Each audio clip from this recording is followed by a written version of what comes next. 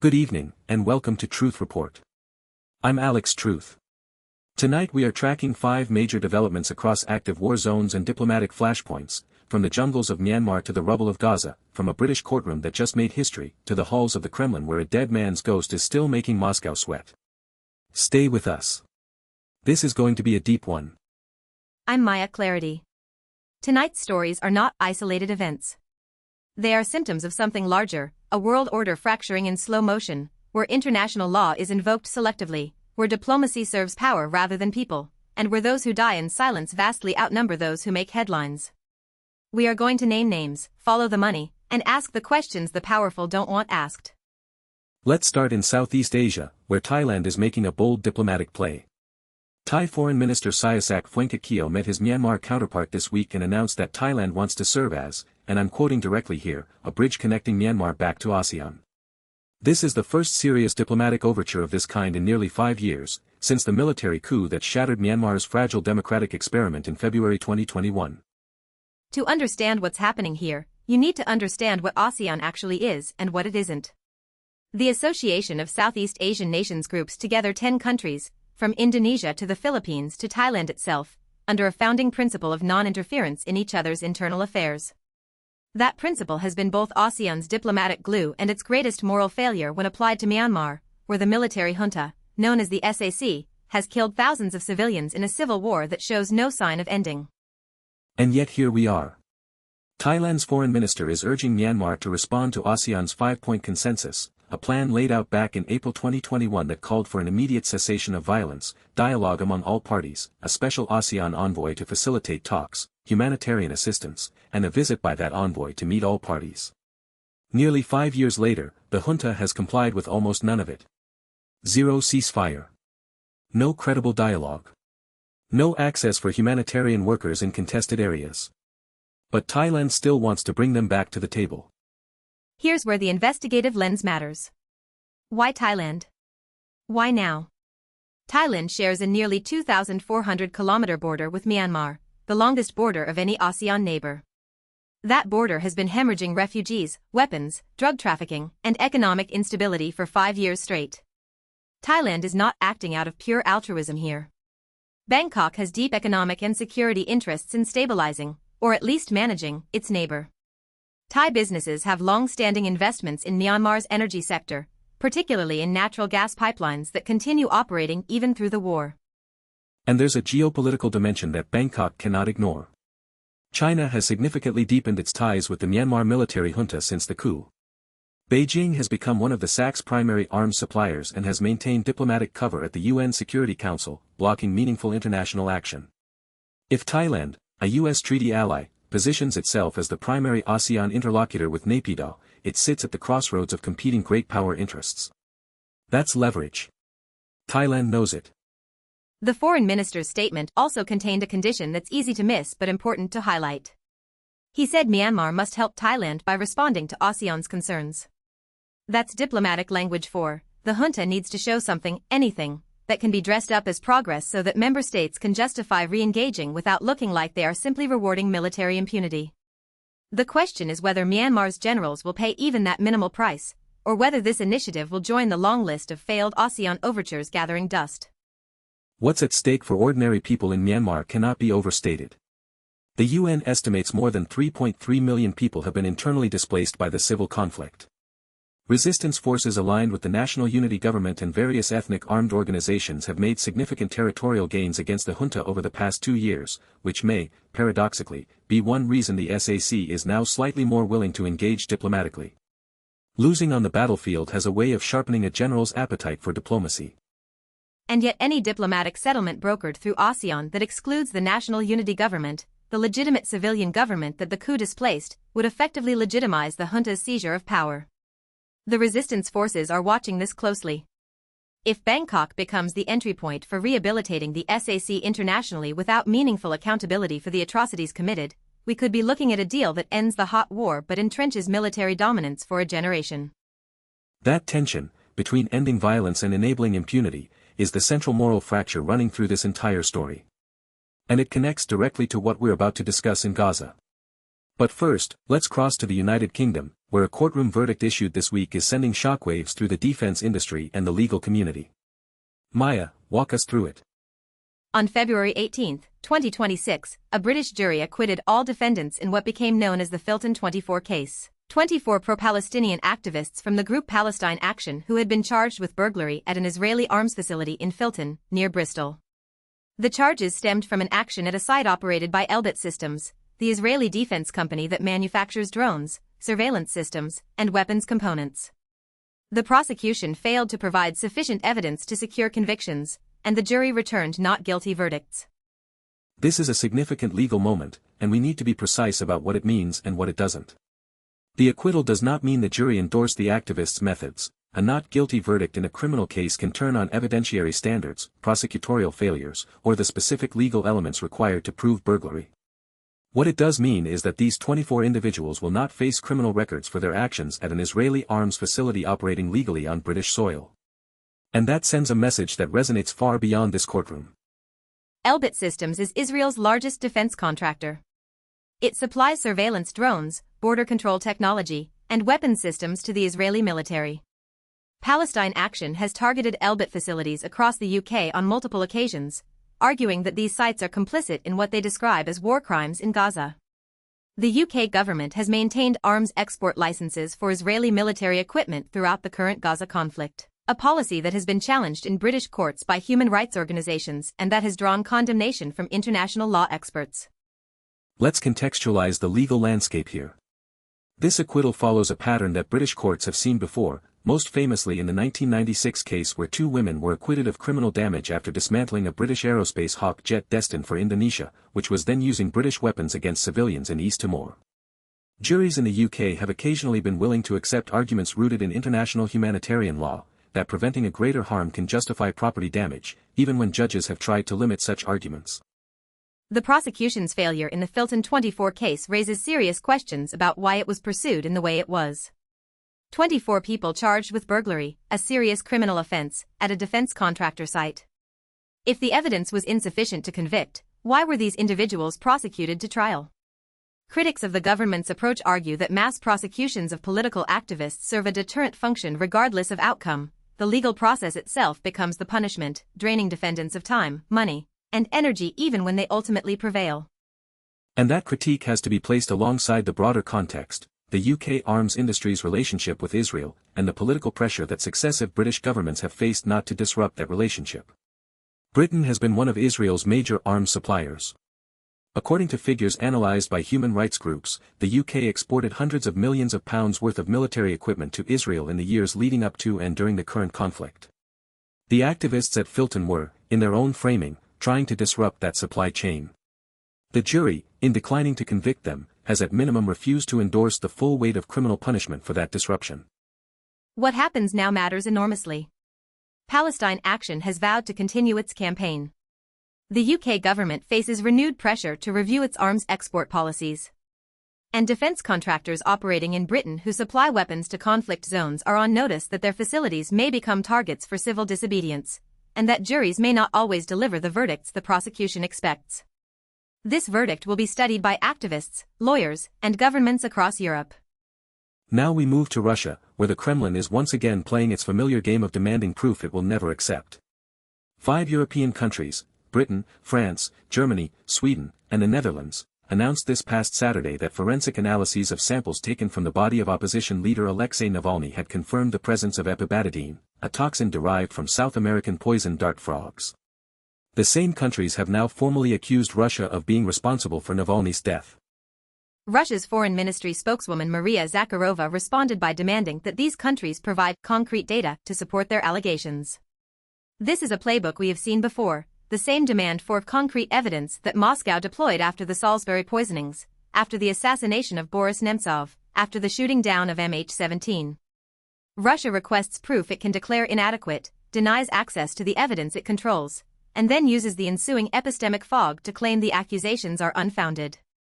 Let's talk about what epibadidine actually is, because it's not a poison that appears in mainstream news coverage often. Epibadidine is an alkaloid compound first isolated from the skin of a South American tree frog, the phantasmal poison frog. It is not found naturally occurring in Russia. It has no medical use in Russia. It has no industrial application that would explain its presence in a human body discovered in a Russian penal colony. The presence of this specific compound in Navalny's remains is not an accident. It is not contamination. It is not a naturally occurring coincidence. And here's what the Russian denial strategy requires us to accept, that 5 separate European countries, with independent forensic laboratories, all made the same mistake, or all fabricated the same lie, about a compound that has no business being in the body of a man who died in Russian custody. The statistical and logical probability of that being the case is, to put it charitably, infinitesimal. What Zakharova is doing is not asking for scientific rigor. She is performing skepticism for a domestic audience while hoping the international community eventually grows too exhausted to keep pressing. Navalny died in February 2024 in the Arctic penal colony known as IK-6 Polar Wolf. He was 47 years old. He had survived a previous poisoning with Novichok, a Russian-developed nerve agent, in 2020, an assassination attempt that the EU, UK, and US all attributed to Russian state security services. After recovering in Germany, he voluntarily returned to Russia in January 2021, was immediately arrested, and spent the remaining 3 years of his life in increasingly harsh imprisonment. Now we know, confirmed by European forensic science, that he was killed with another rare, exotic poison unavailable in Russia by natural means. The implications extend beyond justice for one man, as significant as that is. If Russia can poison and kill its most prominent opposition leader inside a prison, in a compound that could only have been deliberately administered, and face no serious international consequence beyond diplomatic statements, then the message to every authoritarian government watching is clear: your opponents are not safe anywhere, and you will not be held accountable. That is the precedent being set in real time. And we should note the timing. These revelations are emerging as European governments are simultaneously navigating a complex relationship with Russia around the ongoing Ukraine war, ceasefire negotiations, and energy policy. The political cost of full accountability for Navalny's murder, sanctions with real teeth, criminal referrals, targeted actions against those responsible, is significant. And so the pattern repeats: declarations of outrage, demands for proof, diplomatic notes exchanged, and ultimately, impunity. Which brings us to Ukraine itself. Al Jazeera's documentary series has been capturing the human dimension of the war that statistics cannot convey, what it means to put your life on hold when conflict forces you to leave everything behind. The series Life on Hold documents stories of displacement from the Ukraine war, and these are not abstractions. As of early 2026, Ukraine has produced one of the largest displacement crises in the world since World War II. More than 6 million Ukrainians are registered as refugees across Europe. Millions more are internally displaced within Ukraine itself, having fled the east and south toward cities less directly affected by Russian bombardment. These are people who left in the early days thinking they'd be back in weeks, and are now measuring their exile in years. Children who have missed formative years of education. Elderly people separated from everything they built over a lifetime. Adults whose careers, relationships, and identities have been put in suspension indefinitely. What the documentary lens captures, and what the diplomatic and military reporting so often misses, is the psychological and social weight of displacement. Refugees are frequently treated as data points in policy discussions: how many can be absorbed, what are the fiscal costs, when can repatriation begin? But every number represents a person who woke up one morning in a home they'd lived in for decades, and by that evening was on a train with whatever they could carry, not knowing if that home would exist when they returned. And the ceasefire negotiations that have ground through multiple rounds without resolution continue to shape the horizon of return. Every week of continued conflict is another week that infrastructure in contested areas is further destroyed, that communities are further shattered, that the conditions for eventual return become harder to meet. The displacement crisis is not a byproduct of the war, it is one of the war's central strategic effects. Forcing mass population movement reshapes demographics, weakens resistance, and creates political facts on the ground that outlast any eventual settlement. For the people featured in Life on Hold, the war is not an abstraction of geopolitics. It is the specific house in Kherson they cannot return to.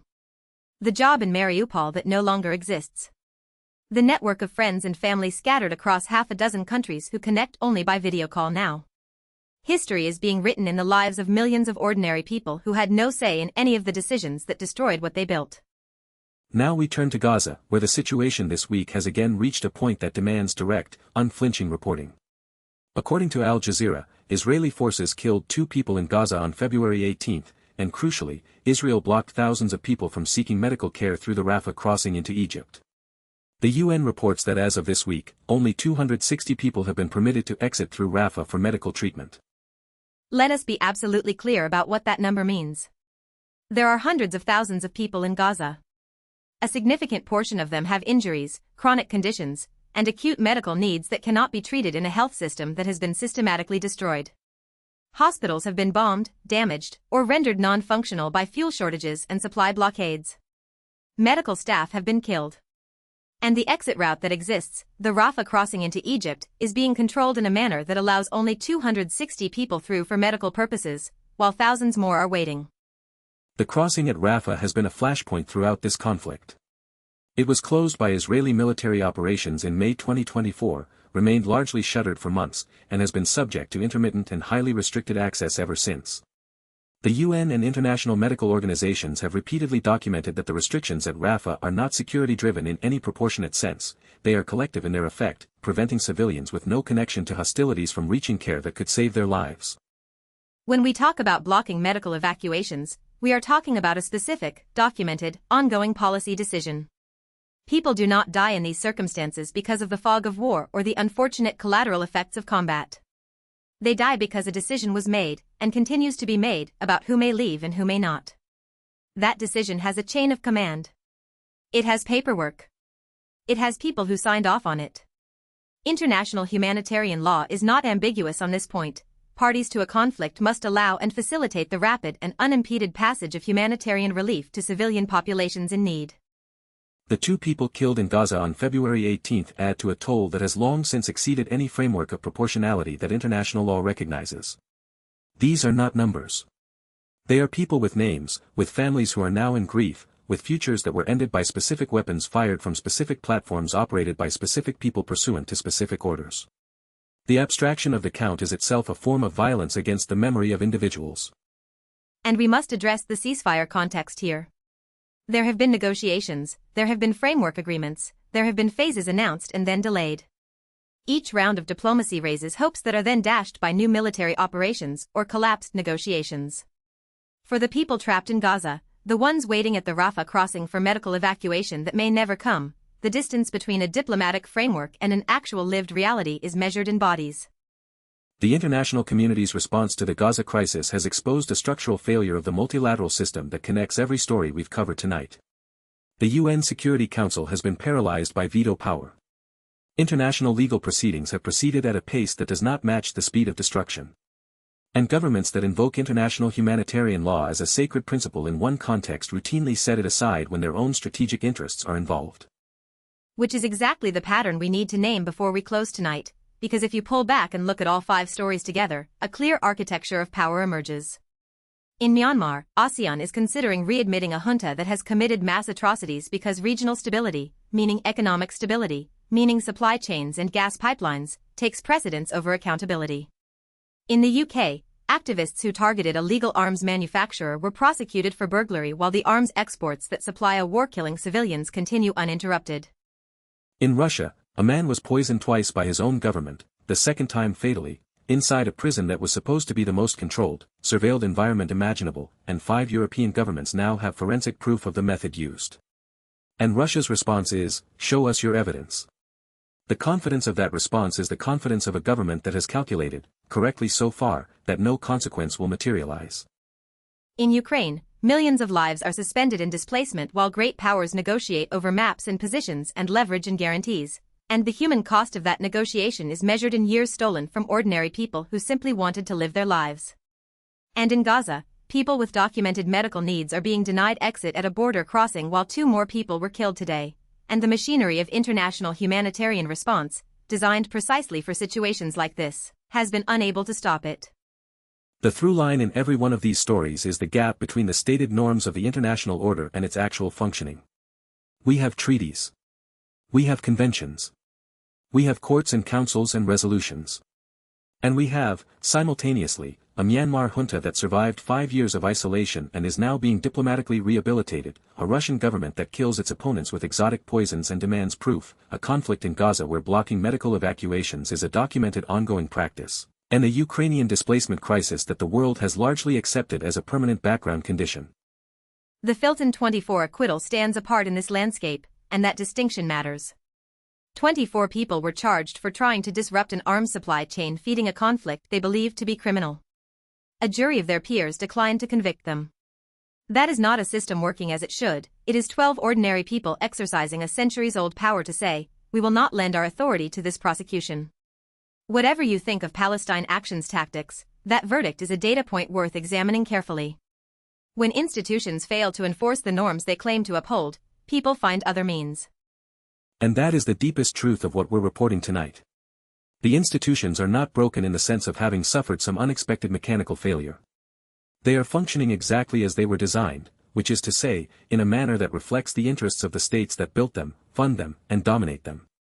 The question for everyone watching is what accountability looks like when the systems designed to deliver it are themselves captured by the interests that most need to be held accountable. Before we sign off, let's be specific about what you can do with what you've learned tonight. Demand that your government take a public, on-record position on each of these stories, not a vague statement about concern or values, but a specific policy position. Does your country support returning Myanmar's junta to Asean without conditions? Does your government maintain arms exports to parties under investigation for humanitarian law violations? Does your government have a position on the forensic evidence of Navalny's poisoning that goes beyond issuing statements? Make those questions specific and make them public. Because accountability in the age of institutional failure often begins with a simple refusal to accept non-answers. The reporters, diplomats, and lawyers who have spent years documenting the facts we covered tonight are not asking for the impossible. They are asking for the basic functioning of the norms that governments sign treaties to uphold. We will continue tracking every one of these stories. Myanmar's diplomatic situation is moving quickly, and Thailand's bridge-building role will face its first real test in the weeks ahead. The Filton 24 verdict will likely trigger both further activism and a government review of prosecution policy. Russia's response to the Navalny findings will shape the diplomatic landscape in Europe. The Rafah crossing situation requires daily monitoring. Every day that number stays at 260 is another day the evidence record grows. For Alex Truth, I'm reminding you that the distance between what is being done and what is being permitted is not an accident. It is a policy. Policies can be changed. But only if enough people are paying attention and demanding that they be. And for Maya clarity, the people on hold in Ukraine, the people waiting at Rafah, the families of Alexei Navalny, the displaced millions of Myanmar, and the 24 people who stood in a British courtroom and were told they are not criminals, they are not background noise. They are the story. They are all of our stories. Thank you for watching Truth Report. We'll be back tomorrow. Stay informed, stay engaged, stay honest. Good night.